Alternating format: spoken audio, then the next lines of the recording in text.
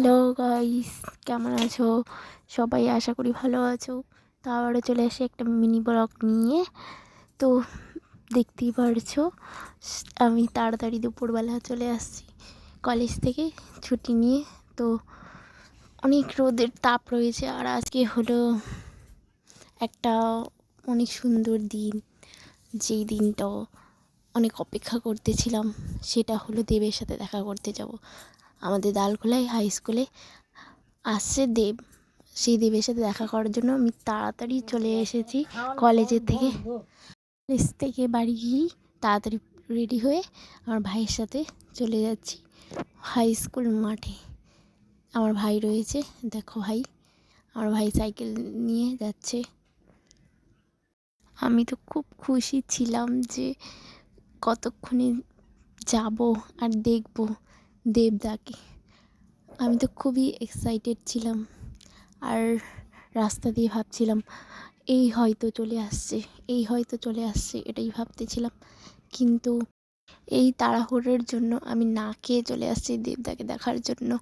ভাবলাম আমি হয়তো অনেক লেট হয়ে গেছি, ভাবলাম হয়তো চলে আসছে আর আমি দেখতেও পাবো না। এ দেখি এখনও মানুষ আসছে, আর দেবের জন্য অপেক্ষা করছিলাম কখন আসবে। ওই দেখো দেবদা চলে আসছে।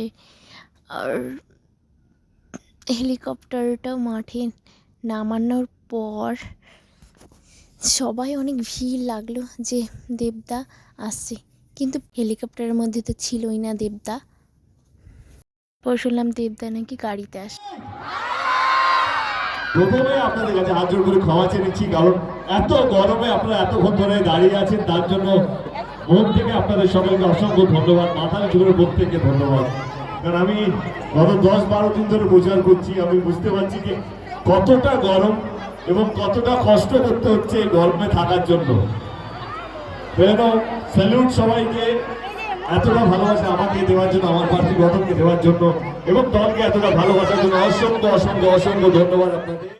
আমি তো সামনাসামনি দেবদাকে দিয়ে খুবই এক্সাইটেড ছিলাম।